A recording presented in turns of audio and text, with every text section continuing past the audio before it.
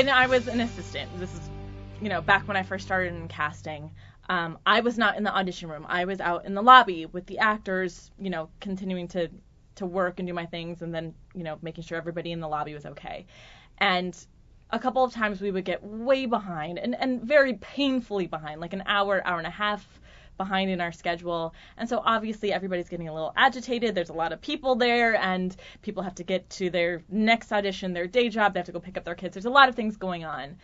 And what would happen is sometimes actors would come up to me and be very upset with me for how slow we were going. And like I said, I'm not in the room, so I didn't even know what was going on in the room. I was only out in the lobby. And what they would do is they would take their frustration out on me, and then the casting director would come out and get them to go in for their turn, and they would be all smiles and sunshine and butterflies.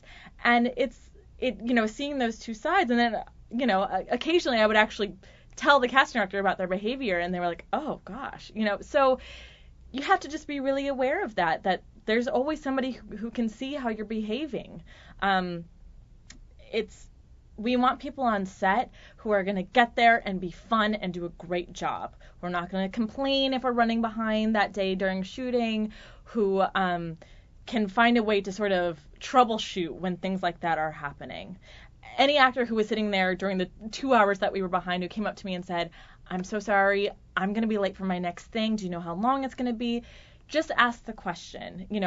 Just remember that there's always somebody who's watching and paying attention.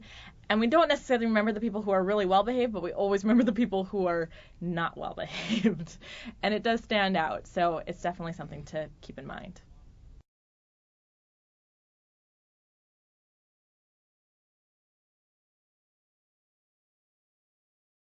Okay, so this is simply my opinion. This is how to sort of do this with me, not with all casting directors in town. So just keep that in mind, first of all. In terms of being in contact with me and getting my attention and things like that, coming in the room and doing great work is the best way to get my attention. That's the best way. Going and doing theater and doing amazing, being in a showcase and doing some really great scene, whatever. Doing good work is the best way to get my attention. You could send stuff on Facebook, you can send stuff through the mail with postcards, and I'll look at it, but the best way for me to remember and to actually kind of want to know more of you and want to see more of you is by doing great work, both for me in my room, but also, if I see you on a TV show doing something great or on stage doing something great, that's the best way for me to remember you and want to see more of you.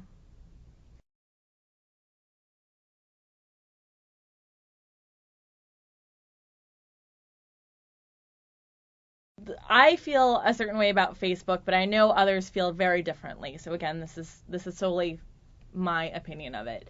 I'm not crazy about getting messages or any sort of contact. What has happened a lot is that people will use our Facebook friendship to ask me for advice or for help with agents and managers, or they'll pitch themselves to come in for a role through Facebook. I'm not crazy about that. The thing I like about Facebook is that it is a networking site. So when you post an event saying that you're on a show or you're doing theater or something like that, and you make it an event and you invite me, I like that kind of stuff. It's when it becomes, they take it from the networking of it all and make it very personal, and then they, if I don't like not responding to people, but it gets to be so much that I just can't respond to everybody.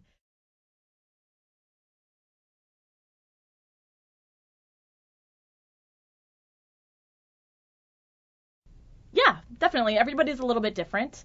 And if I'm working with somebody who's physically in a different office than myself, then you have to sort of find a good balance of communicating on the phone, via IM, via email, who's doing what. It's a little bit more difficult to coordinate that kind of stuff when you're not physically together.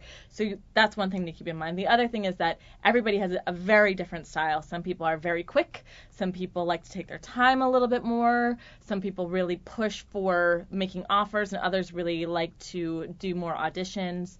Some people like to audition a ton of people, and some people like to audition just a few select people. So everybody's a little bit different, But as long as the lines of communication are open, that's really all you need to sort of figure out how to work with somebody else. You have to just figure out how best to communicate with them.